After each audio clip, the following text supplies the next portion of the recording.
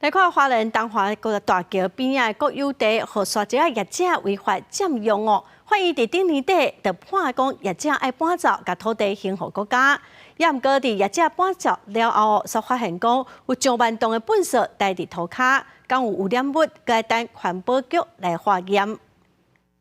为着要甲台地的土地废弃物清出来，怪手已经伫咧沙石场挖出一个袂输真大的山坎，边仔挖出来土嘛，对甲敢若山共款。土内底还佫有事业废弃物，还佫有一般的生活废弃物，看落袂输像一座非法掩埋场。包括有大型的砖块，然后也发现许多那个大理石、花岗岩等等废料，也有发现就是疑似就是炉渣、转炉石等等的这种疑似有毒的废弃物。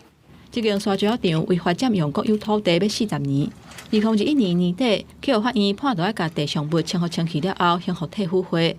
不过时代力量发现讲，6.7公顷的土地污够大，花莲县环保局拢无甲采发，要求中央大介入。请环保署北区督察大队携带土壤快筛仪器，协助选取采样位置。再来，请花莲环保局要求集药砂石场在1个月内提出清除处理计划书，并在2个月内能够清除完毕。花莲县环保局驳回讲，这个案件目前已经交予地检署侦办，因为还未判决，所以无法度采发。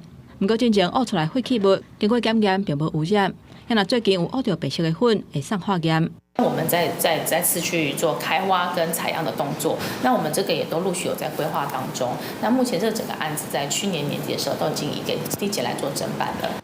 环保局强调讲，占用国有土地背经沙石业者，敢若像这间还未清理好势。